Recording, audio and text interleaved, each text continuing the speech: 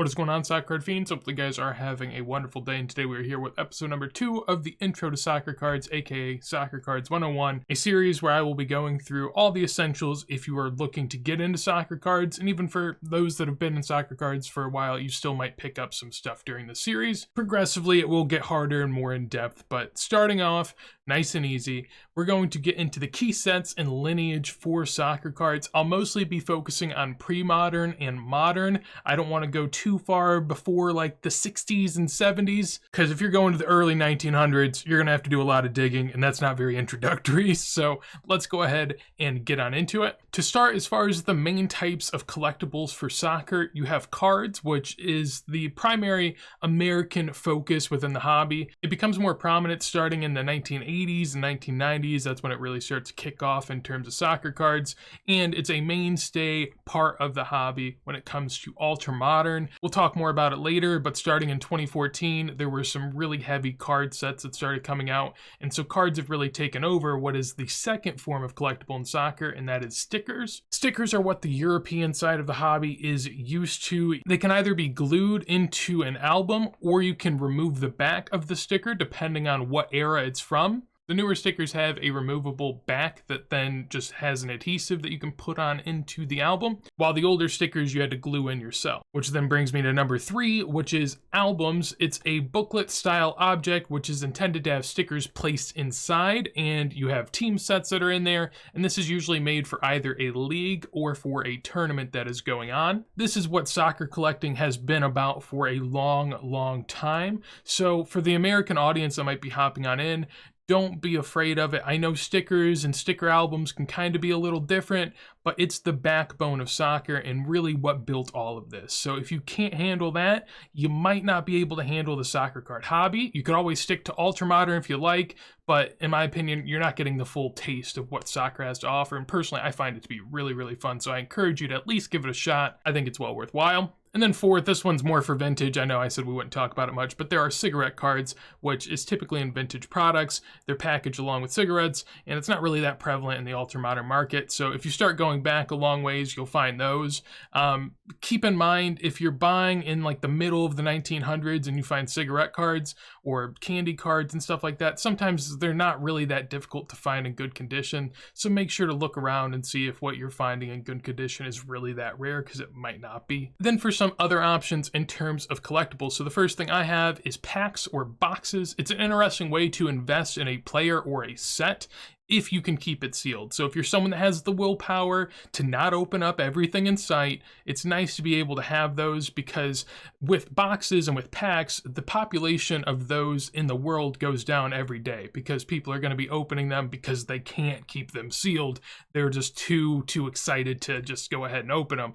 Or they're often bought as like a gift or something like that for someone to have a nice experience around. So not only are you buying the cards that are inside, you're buying the experience of opening a pack, and also with these YouTubers and all these people that open stuff and get views for it, it's also a profitable thing for some people to do. So that's also sort of baked in. And of course, in addition to that, it's just more rare. It's harder to find unopened boxes than it is to find the singles inside. So for all those reasons, very nice collectible. You also have postcards, which are typically a very cheap option to attain a player's early material. Personally, I enjoy them because I like oversized types of cards and stickers and stuff like that, and postcards are a really fun way about that.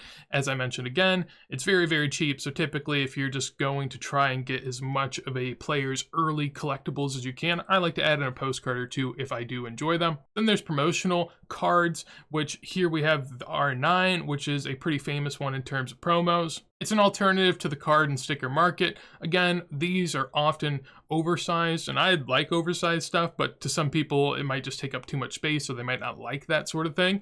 Really up to you on how you decide to see that, but I recommend checking them out and at least giving them a shot. And then there's also cutouts, which is a little weird. Whenever you get back into vintage, there are some weird things that get by with these grading companies. For example, here, you can't see it all that well, so I guess I'll zoom in. But in the bottom right of this album cover down here, you have Pele and then you have Garrincha. And essentially PSA will grade that if you cut it out from the album. There's also some other magazine cutouts and stuff like that that PSA does grade. So if you're buying from vintage, be very mindful that not everything is going to be as clear cut as the modern day, and some of these things might be a little bit more arbitrary in terms of what is getting graded and what is not. And then something to note, since I talked about stickers being placed into albums before, there are people that remove these stickers and then grade them accordingly or sell them accordingly. In the modern sense, on the left-hand side, these newer stickers have a back that you peel off. So once you peel off the back and place it in the album, that back is entirely gone. This Roberto Baggio that's there would be a ton of writing all over the card if it had a back on there. While as you can see in this example, it's basically a blank back, which is what happens once you peel that adhesive layer off on the back. Then on the right-hand side, we have this more vintage card of Maradona. It's really not made that far before the Roberto Baggio, but it's another example. Here, you used to have to glue these cards into an album, so that's why you see sort of the weird top to that. Be very mindful when buying vintage stickers or cards that they are glued into an album a lot of the times, so you'll have to take a good look at the back. Sometimes it can be very, very hard to tell because there will just be a very light bit of paper loss on the back. Paper loss is where basically once you pulled it out, there's not the entire back to the card. So you really, really have to be mindful for that. If a sticker has paper loss or does not have the back at all, the highest it will grade most of the time is a 1 or a 2. Beckett Vintage grading sometimes allows things to get up to a 3, and sometimes PSA and other companies even make mistakes and grade things at a 4, a 5, or even a 6 when there is paper loss on the back, but maybe they don't spot it. So when you're buying vintage, mostly low and mid grade, be very, very mindful of that and do your research. Look into the card, focus on it. The more money you're spending, the more time you should place into making sure that what you're getting is exactly what you think you're getting. Before we get into breaking down the mainstay sets from different countries, it is important to say that Panini is king in terms of soccer lineage. Panini is essentially the tops of baseball. This is what you should look for. This is what you should be aiming for when you dig into the later years of soccer and even more of the pre-modern years of soccer. And even in modern, Panini is a mainstay. Topps has been acquiring more and more licenses within soccer, which leads people to believe that. On top of that, their involvement with Fanatics is also another reason that going forward, as Fanatics takes over the card brand, if you guys aren't aware of this, basically Fanatics is really looking to overhaul the card market in the next few years and going forward. So if Topps is affiliated with Fanatics, then essentially a lot of the market has this belief that Topps could then become the mainstay. However, for the longest time and even until the modern day, Panini has been king in soccer. As I said before, we'll mostly focus on pre-modern and modern, but there will be some vintage sets thrown in every now and then. So for England, the primary one I think of with England is on the left-hand side, and that is Merlin/Topps. This is a pre-modern and modern set. Merlin was bought out by Topps, so that is why I have both of them together. Their most notable sticker, in my opinion, would be the David Beckham 1996. A very, very iconic card right there, and they're still making stickers to this day. A&BC is a vintage set that gets a lot of love because it has some very, very good legends in it. Here we have a Bobby Charlton, also a very clean looking card considering that this is from the 1950s, and definitely something to keep an eye out for. I also have the Pro set in here. The Pro set really isn't that good in terms of longevity. However, the Pro set does have a lot of pre-modern legends in its 1990 set, a lot of Premier League GOATs, I would say. It's made by Leaf, and Leaf sort of having a little bit of comeback into soccer at the moment, so you could have that going for you. The Pro set, however, for 1990 is very, very highly printed. There's still a ton of sealed product for it sitting around, so if you want to have a fun, nice, cheap rip, you could go ahead and do that. A ton of great English players are in here from the 90s, so it's a notable set for me, and I felt like including it for that reason. And then on the far right-hand side, we have Magitax, which is a modern sort of English set. It's seen as a lesser set by many people because it's a set that's basically made for kids. But to be fair, you know, almost all of this is made for kids, so I've never really understood why it's that much dismissed by the hobby. Now it does have stats on the front and it looks a little different, which I feel like is why people don't like it as much. It's not as clean as a lot of the other things. However, down the line, maybe the younger generation really starts to appreciate it and you could see sort of a sea change within the hobby. Moving on over to Spain, here I'm going to use the example of Messi rookies, but these do span a lot of different eras. So on the left-hand side, we have the MEGACRACKS, which has started in the 2000s and is essentially the most respected set for modern Spanish products. It's viewed as more of a higher end collector type of set within Spain, lesser print runs than many of the others that we'll talk about, so that is something that helps it as well. Then in the middle you have the ESTE sticker, which is meant to again be stuck into albums. It has the best lineage in Spain as far as I'm concerned, because it's the primary sticker release for La Liga, so they are printing a lot of them. It's made for more of the masses than something like the MEGACRACKS is. However, it is placed into an album like we mentioned before, so a lot of the product is essentially getting destroyed, which is something I really enjoy with stickers. If it's meant to be destroyed, that's amazing for the ones that aren't destroyed, because not only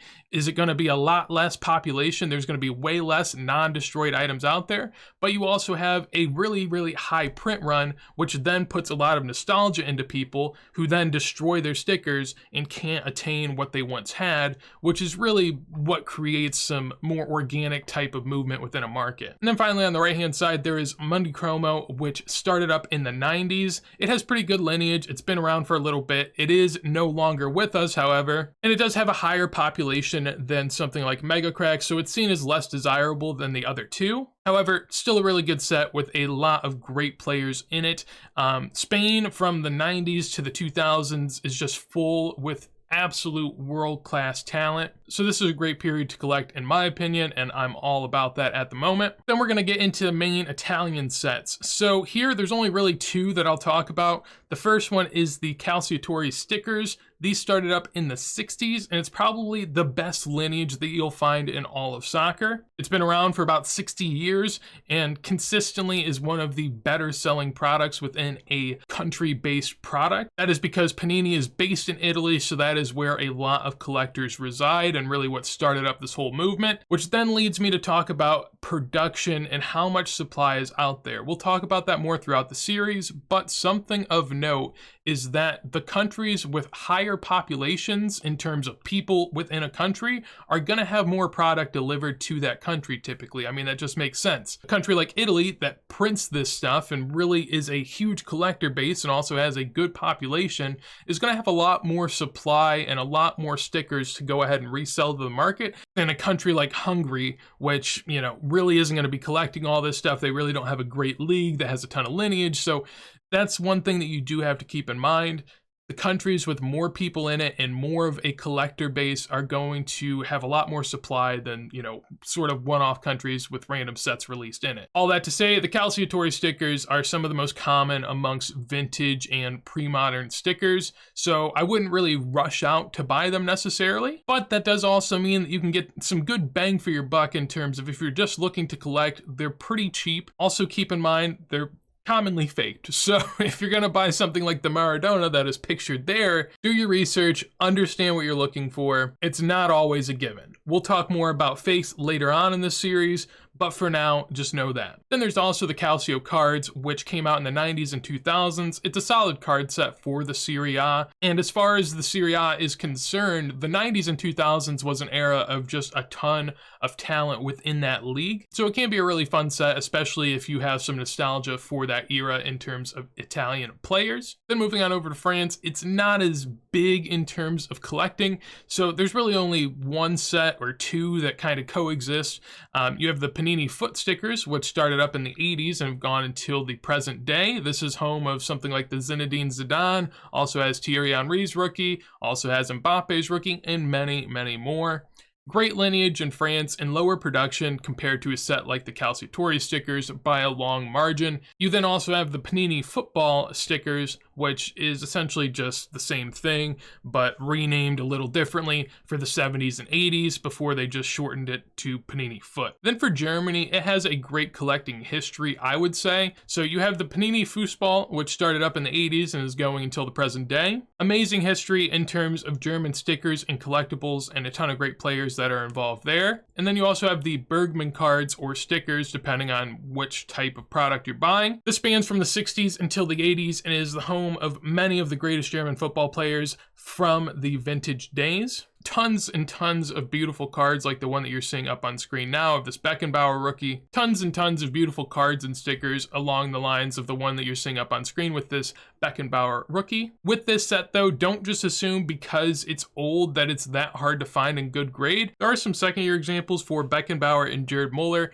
where they're very easy to find relative to the rest of vintage in high grade. So do your research. Again, don't just assume because you find a card that's very old that it's going to be hard to find in good condition, because sometimes it's not the case. And so now we'll talk about the worldwide sets. This is the biggest, most notable thing in soccer collecting as far as I'm concerned, and that is the Panini World Cup stickers and the Panini Euro stickers. So Panini started doing this in 1970 with the World Cup stickers, and they've done it all the way till present day. This is the biggest set of stickers in the world, released every 4 years, and basically it's something that everyone remembers putting stickers into their albums if they were collecting soccer as a kid. It's really what brings us all together and makes soccer collecting going forward much more possible, because millions and millions of kids around the world with their family have known what it's like to try to complete an album, to trade with their friends, to complete a set with their dad. There's just so much nostalgia involved with World Cup sticker sets and Euro sticker sets. It's ridiculous. Talking about the Panini Euro side of it real quick, this is the Euro version of Panini's release for these sets. It's not as high pop as the World Cup because, of course, there's not as many countries involved, so there's not as much of a need, but it's still very, very high relative to any of the sets that we talked about before. Now, since these sets have such a high production run, they're not as valued as many other things that you can find within the market because they don't have that rarity factor. However, at the end of the day, in my opinion, I still believe that they're valuable because people have such a connection to them. Now, keep in mind, as time goes on, more and more people want them, and Panini starts printing more and more and more. So something like a 2018 sticker should basically have no value, while a 1970 sticker is going to have a lot of value. That should make sense, but just be weary. Just because it's a nice looking sticker from someone's first World Cup doesn't mean it's really worth much. Really depends on the era, really depends on the player. And then we have a couple additional sets that I feel like I have to throw on in as well. On the left-hand side, we have the VOETBAL, which is a Dutch release that has spanned from the 70s until now. The Eredivisie has produced tons and tons of legends and typically is where people can start off a nice foundation for their career. In addition to that, Ajax has been a powerhouse for a very long time, so there's always great players that are running through their academies and their teams as well. Also, much lower print runs in terms of the VOETBAL compared to many other things that we've talked about before. Then next you have the Brasileiro. This has Brazilian-based players from the 90s until now. These stickers are usually very hard to find. Now, there's more that come into the market over time because Brazil is a pretty big country. However, there just isn't a ton of them in the market right now. So one of the things with soccer that, going forward is hard to predict is the amount of supply that's going to be coming into the market. Some countries are more aware of what their stuff is worth, while other countries are not. However, this Ronaldinho that is posted up on screen now is a very, very expensive sticker, even in low grade. So that's not to say that this stuff is cheap by any means. You probably want to go for the 90s or 2000s if you're buying from this set. If you're buying some of the more modern day players from, 2015 and on, it's not going to be as good for you because typically once you get to these newer years, there's lots of other products that people can choose from. And that's what we're going to get into now. So once you get into the modern era, the first thing you have to talk about is a manufactured rarity. So many sets nowadays, most all that are even worth their salt, are going to have manufactured rarity where they have different styles of cards and different numbered cards. So on the left-hand side, in the bottom left of this card right down here, it says 1 of 1, which means that that is the only card of that player in that style made for that set. A set will usually have 1 of 1. Sometimes it might have a few 1 of 1s if there's different types of cards within it. So you have to be careful and really figure out how many 1 of 1s a player has, because while it might say 1 of 1, there might be hundreds of other cards that are like that 1 of 1, but for different sets, if we're talking about a more modern day player. Then I also have a 1 of 50 example and a 1 of 299. As time's gone on and as the soccer hobby has grown, there's more willingness for these companies to print higher numbered things because people will still buy them and they still think that they're special. How special are the numbered items is really up to your own desire. Different sets have different amounts of numbers in them. Different sets have more printings, which then means that there's more numbered stuff overall as time goes on. Numbered stuff's really, really tricky and one of the harder things to calculate within the hobby, because essentially when people see a numbered item, they think it's something special. But when there's so many numbered items, is any of it really special? That's sort of something you have to ask yourself at some point.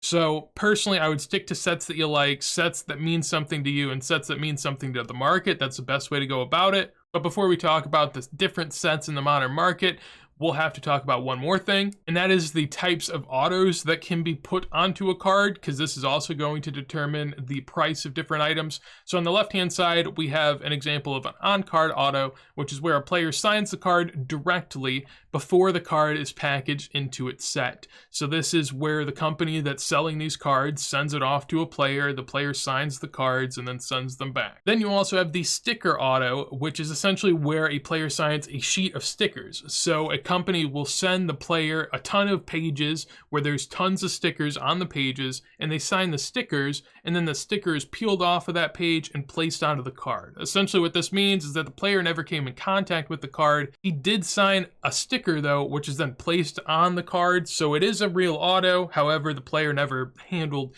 the card in any way. Logistically, it's easier for these companies to do, so they do it. Then there's also in-person signings. This Kevin De Bruyne here, you can typically tell if something's an in-person signing just by the way it looks. But in addition to that, you know, if there are no on-card autos within a set, then if there's an on-card auto in that set, that means that it was done by someone that got the player to sign it themselves. The hobby's really tricky on how to value these things, because realistically, it's not easy to verify that they're real. You can send them to grading companies, and grading companies will sometimes accept them and say if they're real or not, but oftentimes they might not even grade something that actually is a legitimate auto. So it's really just kind of a gray area where if you're getting a nice deal on something, it might be worth picking up. If you're not sure, probably to stay away. And then on the far right-hand side, we have the facsimile autos, which are essentially not even autos at all. It's an autograph that is printed out and put onto the card that way. It's essentially just taking an autograph from a player and then printing it onto a card. So the player has no contact in any way with that autograph, with that card, but it does look like the player's auto, so I guess there's that. So in terms of collectible modern sets, these are some of the big ones that I feel exist. We'll get into some other ones that are more high-end, but there is PRIZM 2014, which is essentially the birth of Ultramodern. The PRIZM set is made for World Cups and Euro sets, and it also has a league release for the Premier League in recent years. The reason it's seen so highly in the soccer card market is because it was the first notable brand to be placed in the soccer card realm in terms of the ultra-modern collecting side of things. Obviously, there's other good brands, but it's the most notable name that is out there, with great numbered cards and a ton of great players in there as well from that set. Then we have Topps Chrome. This is really created in 2017 as the first set. There is Bundesliga sets before this, however, they don't look anything like this, and they also don't have the Champions League, which is also very notable. This is Topps' effort to create a mainstay set for soccer, and it has league sets along with the Champions League sets. The Champions League sets are pretty desirable because the Champions League, as we mentioned in the last episode, is basically where all these teams come together and the best players play the best players. So you get a lot of the mainstay players within the league at the time. It also has a first year of Mbappe's cards. Mbappe does have a sticker the year before that, however, he doesn't have any cards in 2016, so this is like one of the main cards for Mbappe. So that is very nice. The 2014 PRIZM doesn't really have a mainstay star that has a rookie in it. Then you have 2015 Select. This is a pretty diverse Panini set that has multiple different styles of cards, which can give you different options depending on what you're looking for exactly. Personally, I really enjoy the set. However, it's not really seen that highly within the hobby. There was a time last year wherever PRIZM kind of fell off, and then people started talking a lot about Select, but you know, that's just kind of the ebbs and flows of the hobby and what people are thinking inside of it. But they have had yearly releases since 2015, which is also pretty nice because some of these other releases are somewhat sporadic. Then you have 2018 Optic. Now there is 2015 Donruss as well, and Donruss continuing from then. However, 2018 Optic I think is seen as more of a higher end set than Donruss is. In the set, players can be found in their international kits along with their club kits, and OPTIC's sort of something that's gaining steam within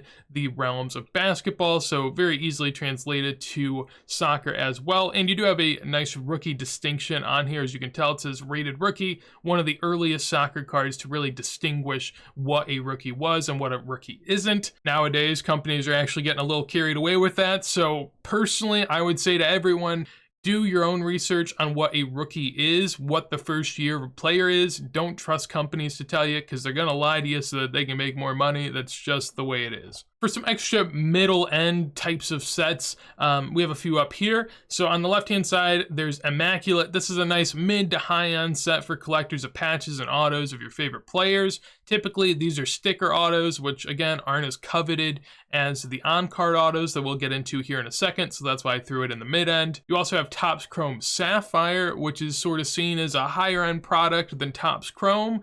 However, it's not ultra high-end by any means. You have Holland's Rookie in here, and it's also another set that early on has distinguished itself with the rookie card logos, which people like. Again, you know, this has Holland in his Dortmund kit, while Topps created a rookie earlier that year with Holland in his Salzburg kit. So it's really weird, again, that they throw rookie card on something that has his Dortmund kit, while they didn't throw a rookie card logo on something that has a Salzburg kit, which, you know, again, it's really hard to navigate. So just do your best, do your due diligence and research on your own. And then there's also Topps Museum, which is a Topps product that offers autos and RPAs of players in the common day. An example here is the Holland Topps Museum. Again, a set that has sticker autos, so it's not seen as super high-end, but in soccer, there's not a lot of medium to high-end sets, so in general, there are players that you can find in here that it's basically going to be their best card, so it might not be high-end, but it might be the highest end of certain players that you can find. And then we get into the real high end of the modern sets. These are going to typically have on-card autos, which sets them apart. So on the left-hand side, we have Flawless. This is a high-end Panini set filled with low-numbered on-card autos of current stars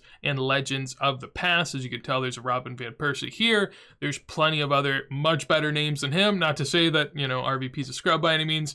Great player, not disparaging him, but that's just the level of player we're talking about in these sets. Absolute killers across the game of football. So personally, a set that I think looks very, very good. Do I buy a lot of it? No. But maybe if I had, you know, boatloads and boatloads of money, it'd be something that appeals to me. In the middle, there is Eminence, which started up in 2018. It's another high-end Panini set that contains on-card autos and patch autos, and it also has gems on the card. As you can see here with this molar, there's a gem down there in between the signature and salutes. I'm not too into it, but there's different types of gems, and it's just something that people tend to enjoy for that reason. You know, it adds that extra little something that people can point to and start to enjoy that as well beyond the autos and the players themselves. They also have a lot of these gold marker type autos, which I think are kind of a cool distinguisher between that and other sets as well. And then on the right-hand side, there's National Treasures, which started up in 2017. This is a Panini set that is popular in many other sports. In basketball, this is where you're going to see the highest of high-end cards. However, in soccer, not as much the case, because it's sort of a mixed bag between on-card and non-on-card autos where you have stickers instead. So some cards be valued very highly because it's an on-card auto of a player like Ronaldo with a patch and all that jazz, while with other players, you might get a National Treasures card that doesn't have a match-worn patch on it. It also doesn't have a player's on-card auto. So there's a lot of factors that can really change the price of National Treasure. So something else I need to mention that I shouldn't have to mention, but again, companies try to get away with as much as they can. There's 3 different styles of patches that I have listed right here. So the first one is a match-worn patch. This is a piece of a jersey of which the player actually used in a match. This is very, very coveted because, of course, you know, the player has a connection to it. He used it. It's associated with a time. There's less of them. So that's something that is coveted by collectors. Then the second one is a player worn item, which essentially means that the player touched it. Did he put it on? Did he wear it to go out to eat? No, he probably just like looked at it, maybe grazed his finger on it. Maybe if he's really diligent with how he goes about it, he put it on and then took it off immediately. Really has very little to do with the player, and it's more just an aesthetic piece that is added to the card. And then recently, companies have been getting really crazy with it, where essentially it's just a Dick's Sporting Goods jersey that they bought and threw on into a card. An example recently is this 2021 Ansu Fati. This is a booklet auto with a patch. So we're looking at the patch right now. It's just a white patch, nothing all that special. And then you turn the card over, you look on the back, and what does it say? It says up here that the enclosed officially licensed material is not associated with any specific player, game, or event, but the autograph is guaranteed by Panini. So essentially it's saying that thing is just a jersey we bought from a store, cut it up, and threw it in a cart. And so you should care about that. Some people don't, but the way that you spend your money in the hobby is the authority that you give these companies to just do whatever they want. So if you throw your money at stuff like this without thinking twice, without asking for the most out of that company, they will get away with every single thing that they possibly can. So keep that in mind going forward. Think through your buys, think through what you're doing, and make sure that no one's pulling one over on you. But that is going to be it for this episode of Soccer Cards 101, your introduction to the soccer card market. Hopefully you guys enjoyed. If you did, make sure to leave a like. I'd appreciate it greatly. If you want to see more videos like this as soon as I go live, and if you want to support me, feel free to subscribe. And also let me know in a comment what you'd like to see in this series, or what information you'd like to share with other people as well. It can all be very, very helpful to me and others, which is all what we're trying to do here. Make the experience better for everyone involved. So I do appreciate you guys. Hopefully enjoyed. With that said though, hopefully you guys have a wonderful day, and peace.